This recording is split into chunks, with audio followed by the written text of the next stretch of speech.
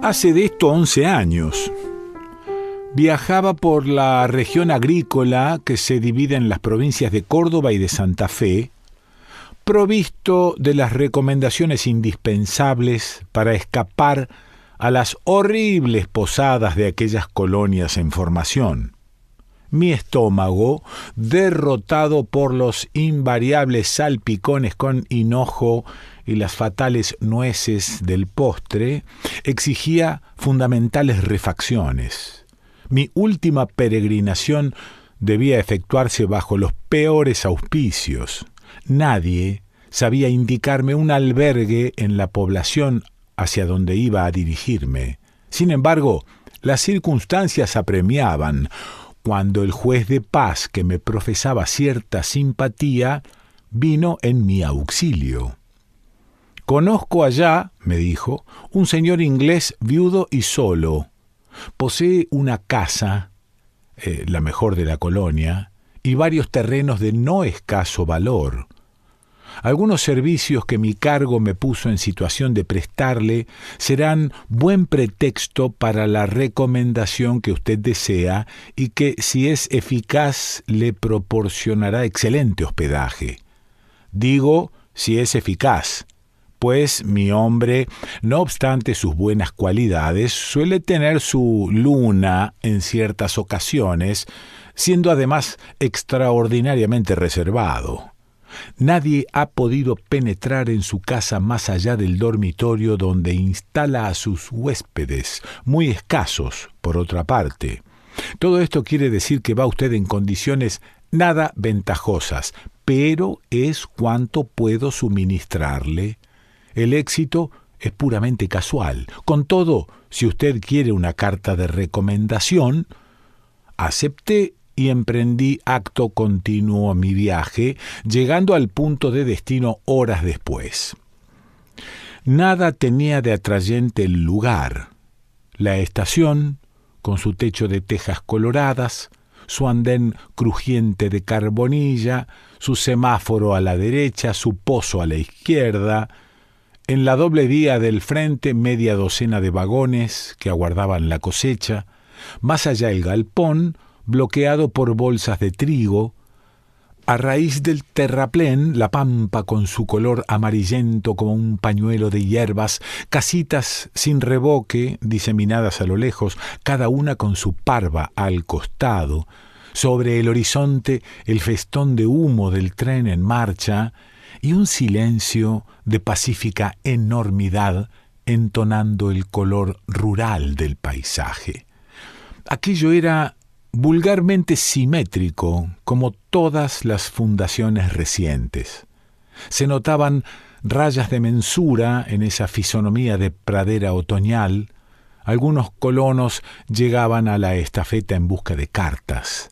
Pregunté a uno por la casa consabida, obteniendo inmediatamente las señas. Noté en el modo de referirse a mi huésped que se lo tenía por hombre considerable.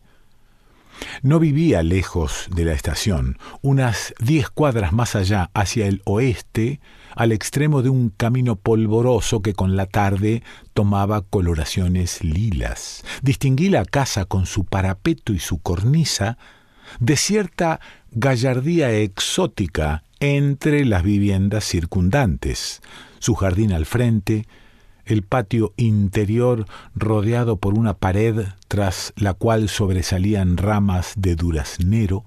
El conjunto era agradable y fresco, pero todo parecía deshabitado.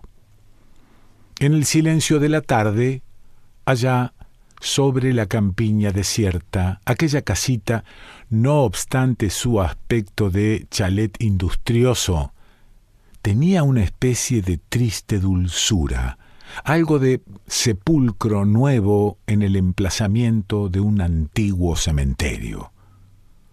Cuando llegué a la verja, noté que en el jardín había rosas de otoño, cuyo perfume aliviaba como una caridad la fatigosa exhalación de las trillas.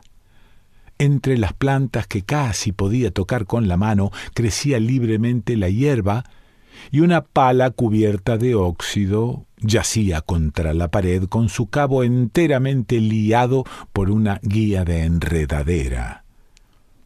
Empujé la puerta de reja, atravesé el jardín y no sin cierta impresión vaga de temor fui a golpear la puerta interna. Pasaron minutos. El viento se puso a silbar en una rendija, agravando la soledad. A un segundo llamado sentí pasos, y poco después la puerta se abría con un ruido de madera reseca. El dueño de casa apareció saludándome. Presenté mi carta. Mientras leía pude observarlo a mis anchas. Cabeza elevada y calva, rostro afeitado, labios generosos, nariz austera. Debía de ser un tanto místico. Sus protuberancias superciliares equilibraban con una recta expresión de tendencias impulsivas, el desdén imperioso de su mentón. Definido por sus inclinaciones profesionales, aquel hombre podía ser lo mismo un militar que un misionero. Hubiera deseado mirar sus manos para completar mi impresión, mas solo podía verlas por el dorso. Enterado de la carta, me invitó a pasar, y todo el resto de mi permanencia hasta la hora de comer quedó ocupado por mis arreglos personales. En la mesa fue donde empecé a notar algo extraño.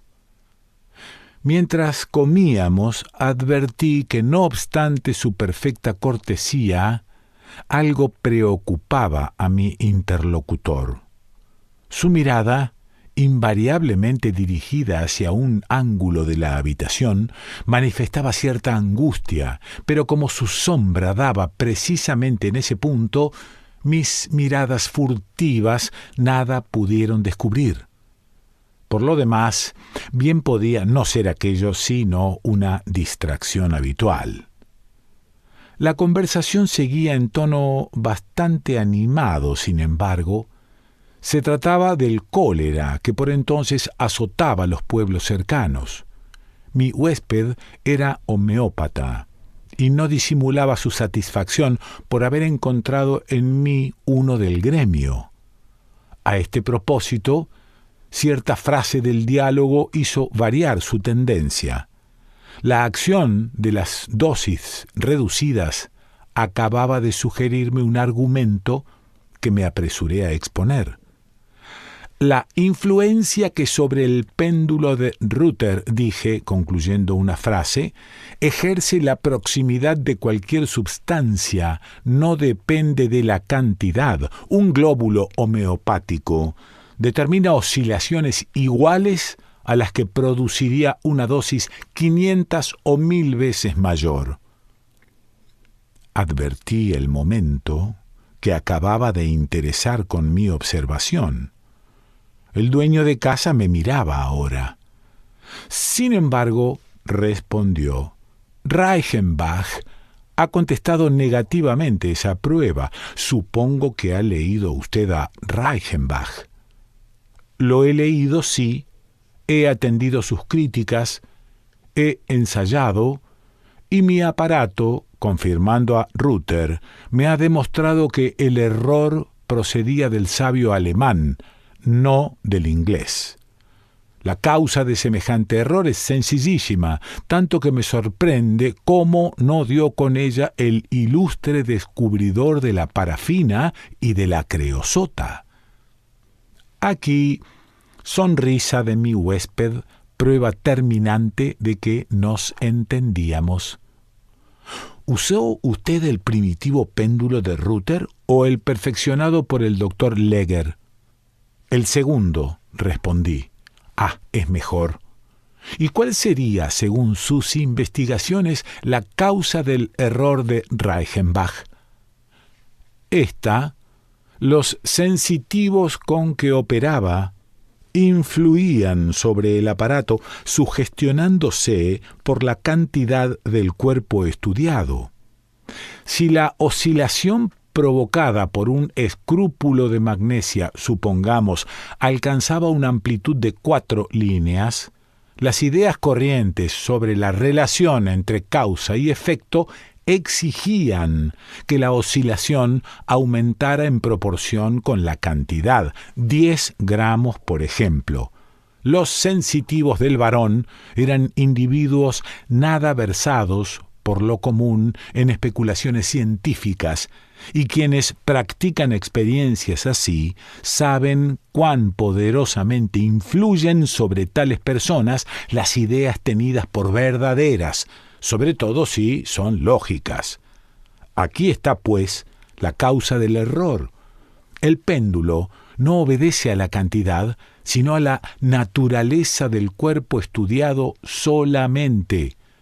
Pero cuando el sensitivo cree que la cantidad mayor influye, aumenta el efecto, pues toda creencia es una volición, un péndulo ante el cual el sujeto opera sin conocer las variaciones de cantidad, confirma Arruther. Desaparecida la alucinación, ya tenemos aquí la alucinación, dijo mi interlocutor con manifiesto desagrado. No soy de los que explican todo por la alucinación, a lo menos confundiéndola con la subjetividad, como frecuentemente ocurre. La alucinación es para mí una fuerza, más que un estado de ánimo, y así considerada se explica por medio de ella buena porción de fenómenos. Creo que es la doctrina justa. Desgraciadamente es falsa. Mire usted, yo conocí a Home, el medium, en Londres, allá por 1872. Seguí luego con vivo interés las experiencias de Crookes, bajo un criterio radicalmente materialista, pero la evidencia se me impuso con motivo de los fenómenos del 74. La alucinación no basta para explicarlo todo, créame usted, las apariciones son autónomas. Permítame una pequeña digresión, interrumpí, encontrando en aquellos recuerdos una oportunidad para comprobar mis deducciones sobre el personaje. Quiero hacerle una pregunta que no exige, desde luego, contestación si es indiscreta. ¿Ha sido usted militar? Poco tiempo. Llegué a subteniente del ejército de la India. Por cierto, la India sería para usted un campo de curiosos estudios. No, la guerra cerraba el camino del Tíbet a donde hubiese querido llegar. Fui hasta Cawnpore, nada más. Por motivos de salud regresé muy luego a Inglaterra. De Inglaterra pasé a Chile en 1879 y por último a este país en 1888. ¿Enfermó usted en la India? Sí, respondió con tristeza el antiguo militar, clavando nuevamente sus ojos en el rincón del aposento. ¿El cólera? Insistí. Apoyó él la cabeza en la mano izquierda, miró por sobre mí vagamente, su pulgar comenzó a moverse entre los ralos cabellos de la nuca. Comprendí que iba a hacerme una confidencia de la cual eran prólogo aquellos ademanes y esperé. Afuera chirriaba un grillo en la oscuridad. Fue algo peor todavía, comenzó mi huésped. Fue el misterio. Pronto hará 40 años y nadie lo ha sabido hasta ahora. ¿Para qué decirlo? No lo hubieran entendido, creyéndome loco, por lo menos. No soy un triste, soy un desesperado. Mi mujer falleció hace 8 años, ignorando el mal que me devoraba, y afortunadamente no he tenido hijos. Encuentro en usted por primera vez un hombre capaz de comprenderme. Me incliné agradecido. Es tan hermosa la ciencia libre, sin capilla y sin academia, y no obstante, está usted todavía en los umbrales. Los fluidos ódicos de Reichenbach no son más que el prólogo. El caso que va usted a conocer le revelará hasta dónde puede llegarse. El narrador se conmovía. Mezclaba frases inglesas a su castellano un tanto gramatical. Los incisos adquirían una tendencia imperiosa, una plenitud rítmica extraña en aquel acento extranjero. En febrero de 1858, continuó, fue cuando perdí toda mi alegría. Habrá usted oído hablar de los yogis, los singulares mendigos cuya vida se comparte entre el espionaje y la taumaturgia. Los viajeros han popularizado sus hazañas, que sería inútil repetir, pero ¿sabe en qué consiste la base de sus poderes? Creo que en la facultad de producir cuando quieren el autosonambulismo, volviéndose de tal modo insensibles, videntes. Es exacto. Pues bien, yo vi operar a los yogis en condiciones que imposibilitaban toda superchería. Llegué hasta fotografiar las escenas, y la placa reprodujo todo, tal cual yo lo había visto. La alucinación resultaba así imposible, pues los ingredientes químicos no se alucinan. Entonces quise desarrollar idénticos poderes. He sido siempre audaz y luego no estaba entonces en situación de apreciar las consecuencias. Puse, pues, manos a la obra. ¿Por cuál método? Sin responderme continuó. Los resultados fueron sorprendentes. En poco tiempo llegué a dormir. Al cabo de 2 años producía la traslación consciente. Pero aquellas prácticas me habían llevado al colmo de la inquietud. Me sentía espantosamente desamparado y con la seguridad de una cosa adversa mezclada a mi vida como un veneno. Al mismo tiempo me devoraba la curiosidad. Estaba en la pendiente y ya no podía detenerme. Por una continua tensión de voluntad, conseguía salvar las apariencias ante el mundo. Mas, poco a poco, el poder despertado en mí se volvía más rebelde. Una distracción prolongada ocasionaba el desdoblamiento. Sentía mi personalidad fuera de mí. Mi cuerpo venía a ser algo así como una afirmación del no yo, diré expresando concretamente aquel estado. Como las impresiones se avivaban produciéndome angustiosa lucidez, resolví una noche ver mi doble, ver qué era lo que salía de mí siendo yo mismo durante el sueño extático. ¿Y pudo conseguirlo? Fue una tarde, casi de noche ya. El desprendimiento se produjo con la facilidad acostumbrada. Cuando recobré la conciencia, ante mí, en un rincón del aposento, había una forma, y esa forma era un mono, un horrible animal que me miraba fijamente. Desde entonces no se aparta de mí. Lo veo constantemente. Soy su presa. A donde quiera él va conmigo. Voy conmigo, con él. Está siempre ahí. Me mira constantemente, pero no se le acerca jamás. No se mueve jamás. No me muevo jamás. Subrayo los pronombres trocados en la última frase tal como la oí. Una sincera aflicción me embargaba. Aquel hombre padecía, en efecto, una sugestión atroz.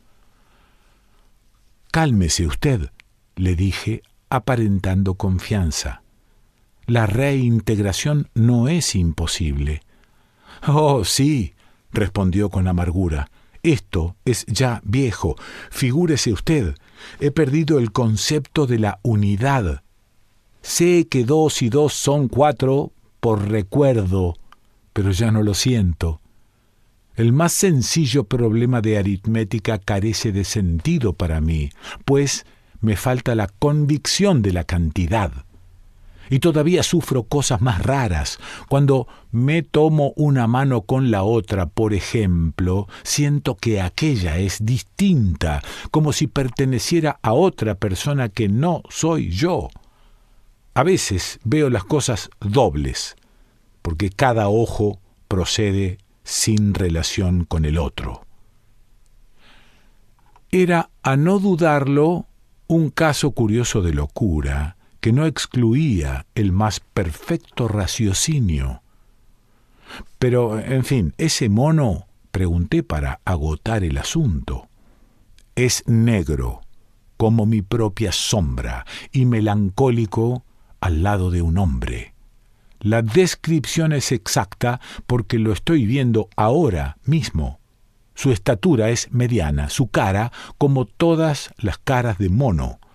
Pero siento, no obstante, que se parece a mí. Hablo con entero dominio de mí mismo. Ese animal se parece a mí.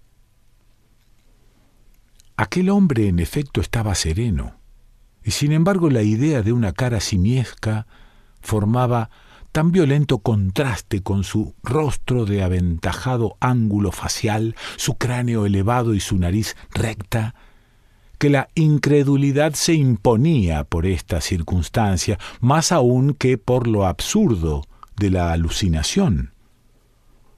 Él notó perfectamente mi estado, se puso de pie como adoptando una resolución definitiva.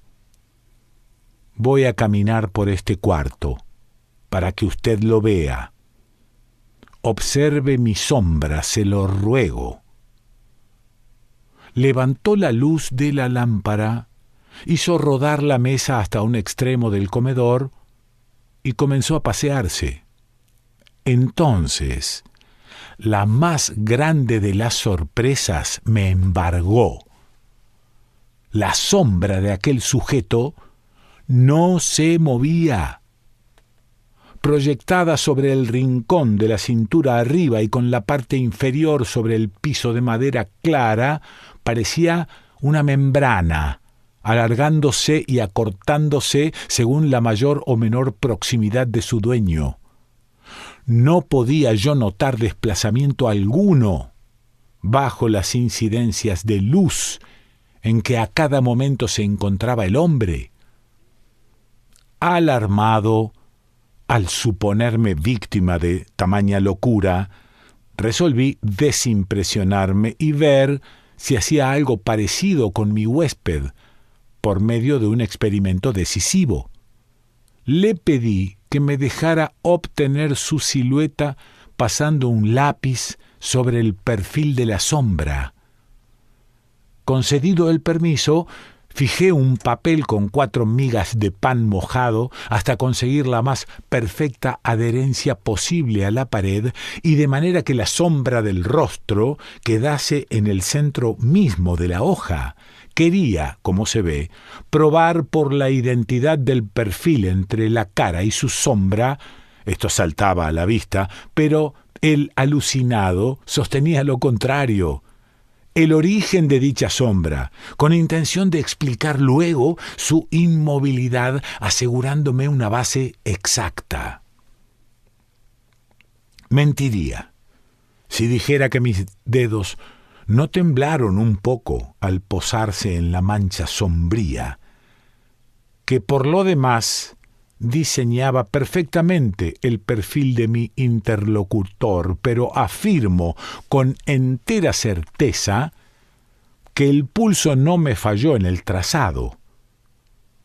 Hice la línea sin levantar la mano con un lápiz Hardtmuth azul y no despegué la hoja, concluido que V, hasta no hallarme convencido por una escrupulosa observación de que mi trazo coincidía perfectamente con el perfil de la sombra y éste con el de la cara del alucinado.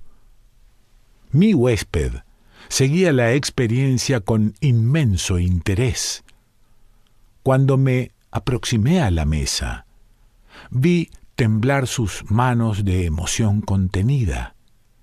El corazón me palpitaba como presintiendo un infausto desenlace. «No mire usted», dije. «Miraré», me respondió con un acento tan imperioso que a pesar mío puse el papel ante la luz. Ambos palidecimos de una manera horrible. Allí, ante nuestros ojos, la raya de lápiz trazaba una frente deprimida, una nariz chata, un hocico bestial. El mono, la cosa maldita. Y conste que yo no sé dibujar. Leopoldo Lugones.